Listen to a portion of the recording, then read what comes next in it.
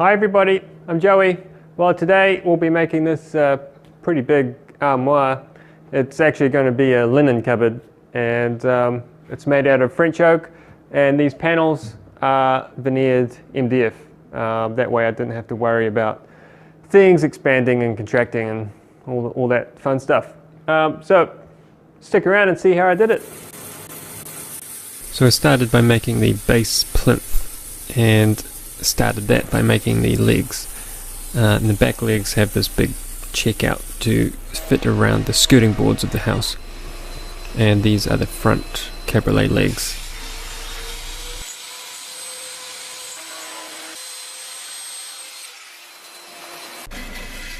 Then over on the bandsaw I could cut out the rest of the back legs.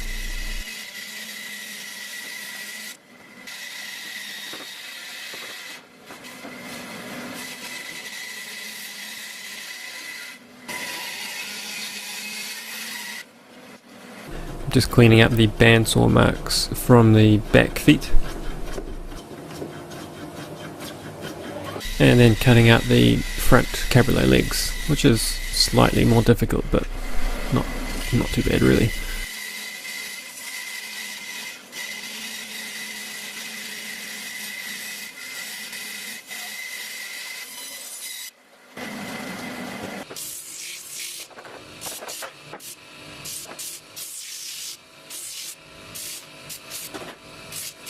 And I had already made up a template for the front stretcher, so then I could just transfer it on and use that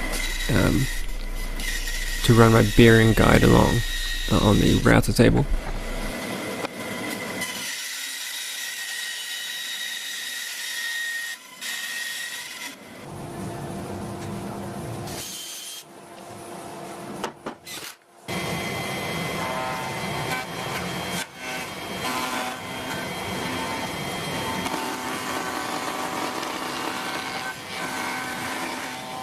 Then I could add a kind of large rebate on the inside top edge of the stretchers, and this allows the main body of the armoire to sit down into it. But before I could do any joinery, I had to use the beading plane to add the bead to the front edge.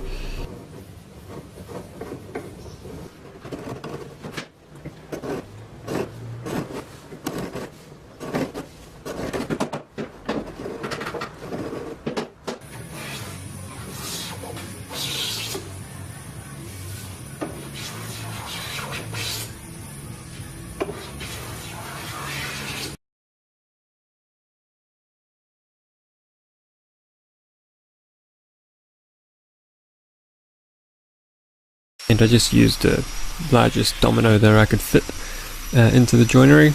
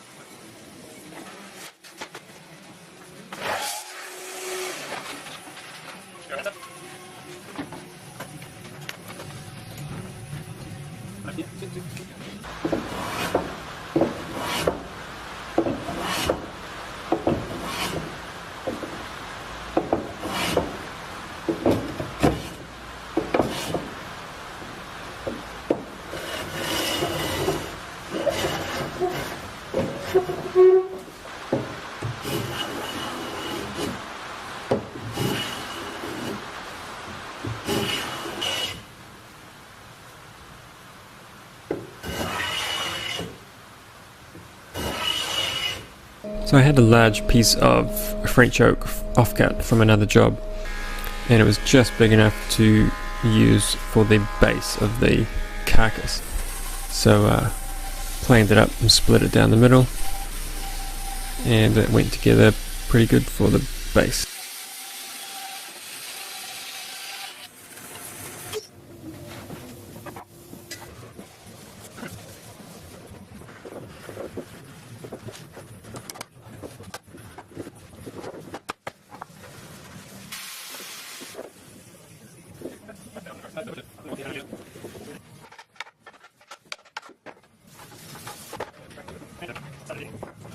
Then I can get on to making the main side panels for the sides of the unit.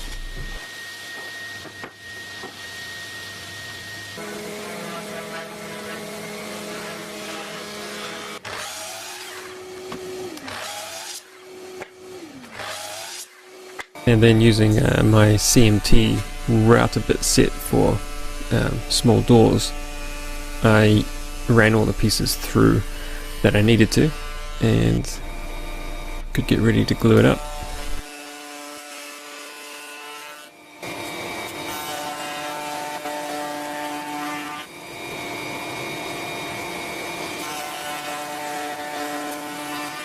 To dry fitting the frame, I could work out what size the panels needed to be and cut that out of a sheet of veneered MDF. Now the groove in the router bit set was just slightly too small for the veneer panel, so I had to just route off the thickness of the veneer off the back of the panel, which wasn't too much of a hassle. But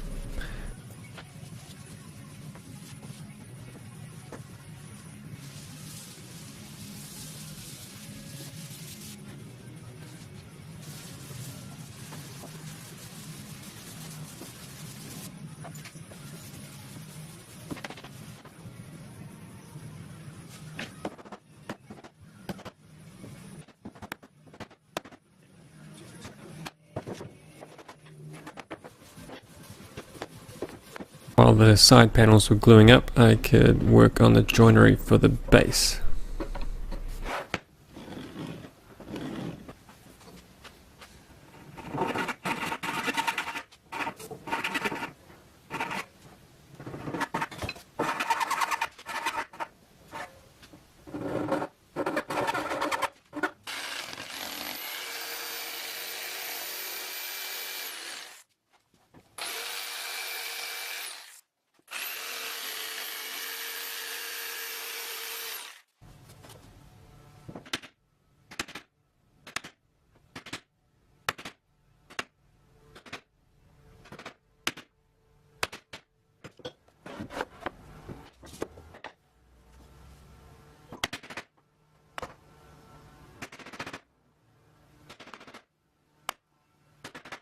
I added a rebate onto the dovetails so I could stand the bottom panel onto the end of the side panels and actually make the transfer. Otherwise, yeah, it was just too tall to do it any other way.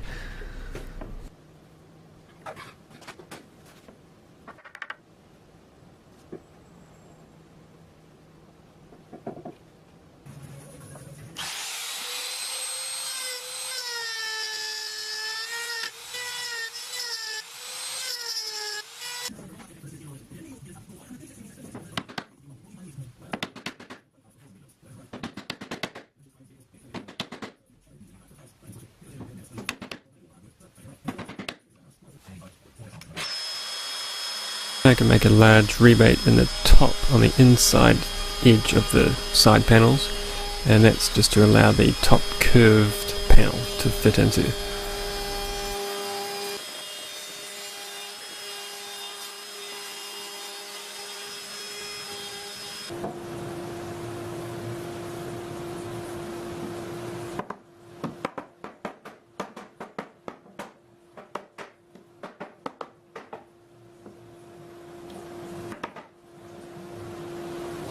Then on to making the big mold for the top curved panel.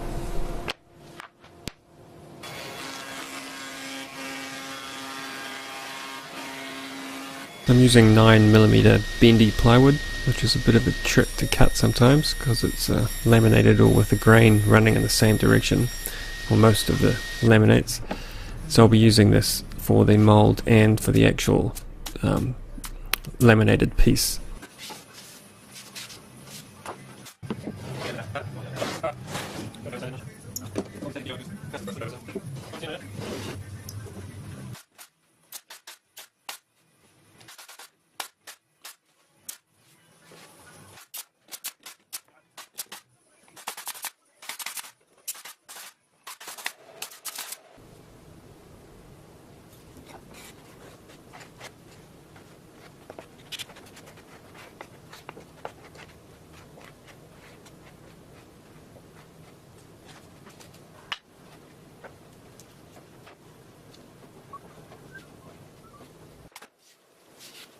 and a couple of brad nails right in the end just to stop it from slipping around too much.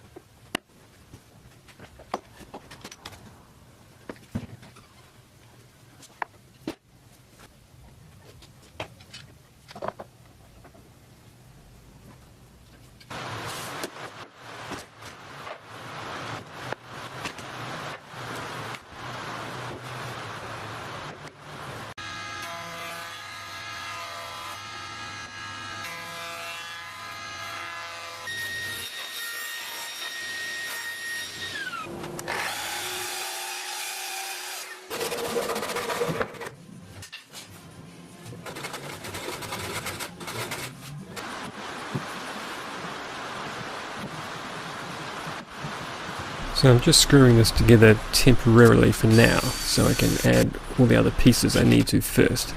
But I need something to actually hold the side panels in their position. So this is the front panel above the doors.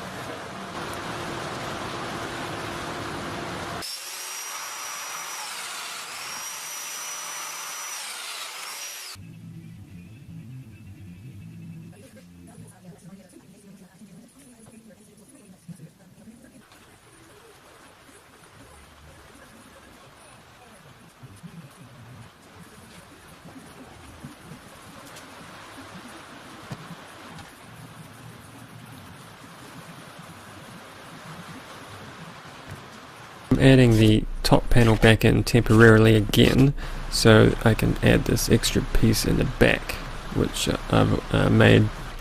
That's just to support the top curved panel and to give me something to nail the backing onto.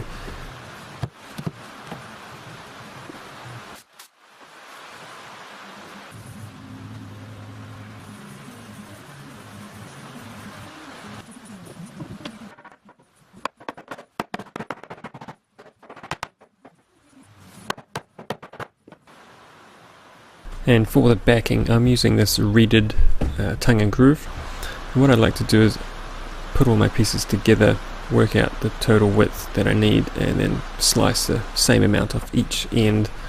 That way you don't end up with a skinny little awful piece at the end.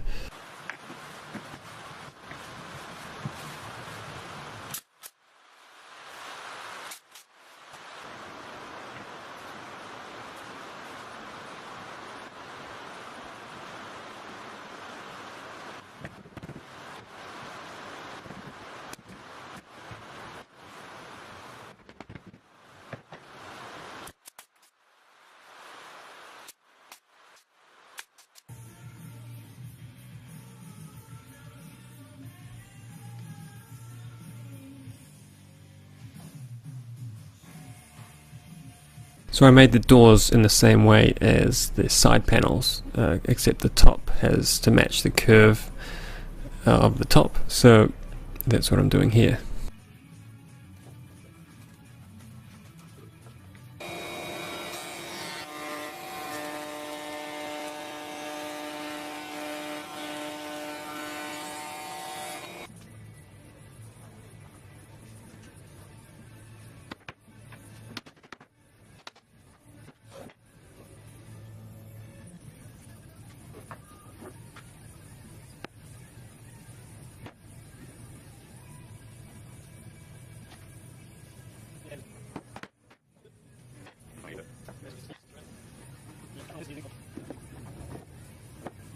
And then the moment of truth was seeing if they actually fitted, which actually they were really good. I didn't really even have to do any alterations to the doors, which was a bit of a fluke.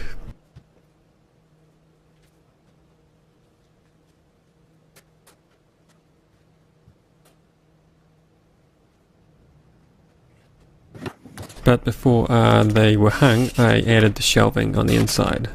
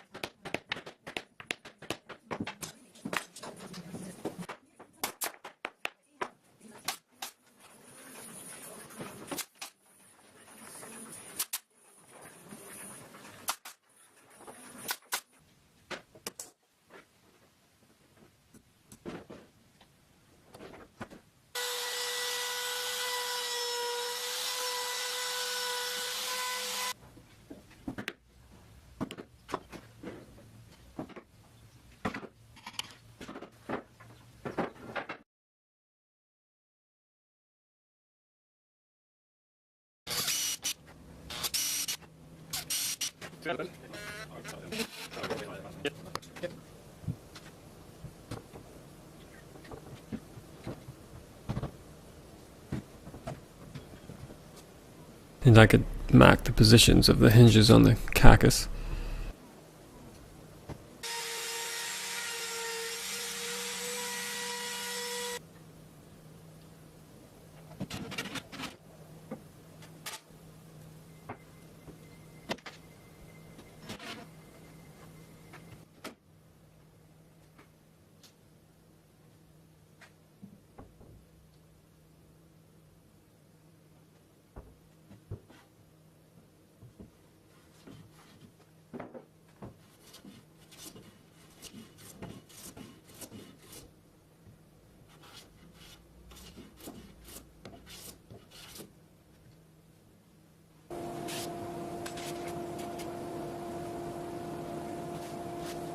Due to a lack of a local supplier for veneer, I have to order these full sheets if I'm going to use a generic kind of boring looking veneer. If I'm looking at using nice stuff, I'll order it from the USA direct. And I'm using contact adhesive for this veneer. It's not the best thing for veneering, but in this case it doesn't really matter. It's not going to be under any stress. No one's really ever going to touch it, so it just needs to stick there and hide the plywood.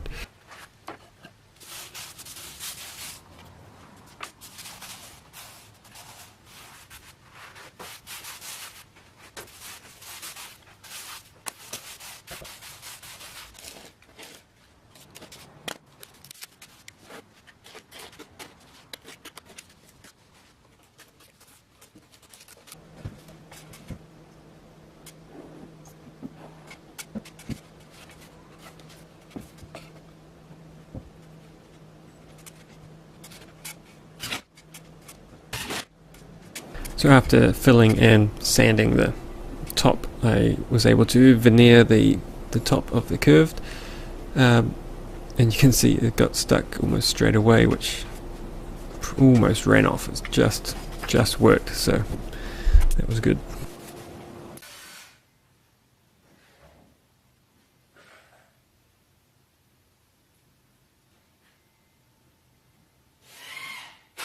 But the whole time I had been building this, I had been wondering about how I was going to do the curved mouldings, and I wanted to do a couple of experiments steam bending some pieces of moulding. They failed.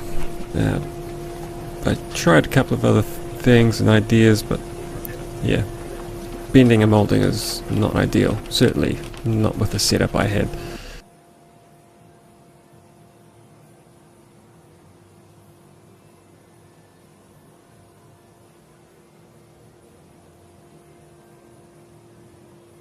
Right, well, I guess it's time to talk about the bent curved scotia.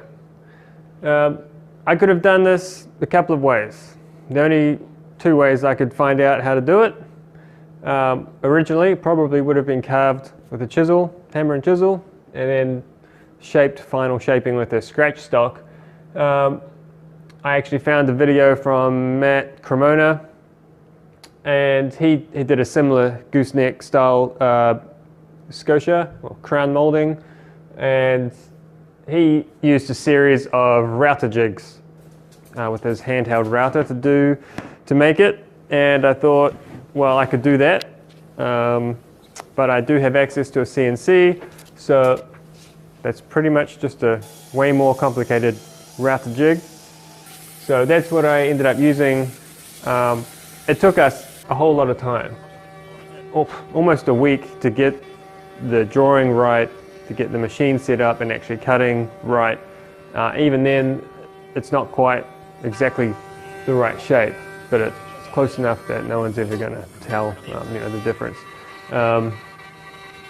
So CNC naysayers, I'm sure you will have something to say about it, but for me, this was really the only way to go time-wise, because while things were happening with the CNC, I was able to carry on working with other pieces of the project. I could have spent that week carving it, but that really just wasn't in the budget for the piece. So, with that said, this is how we did it.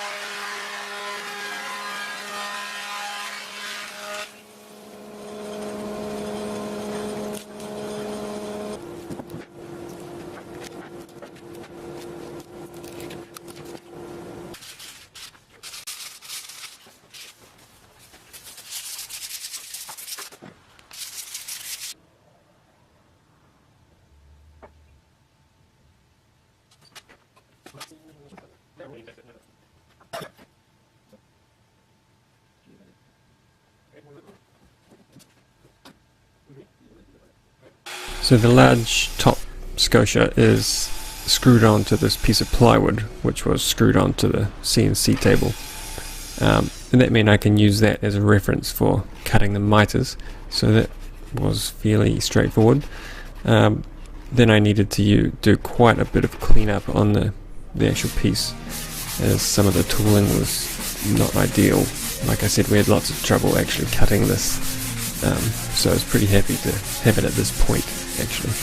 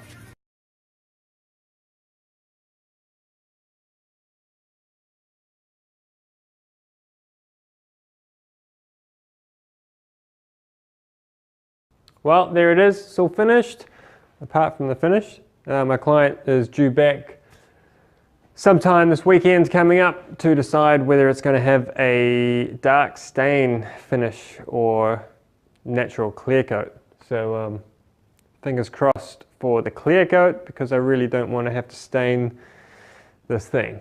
Anyway, I hope you all enjoyed the video, and thanks for watching.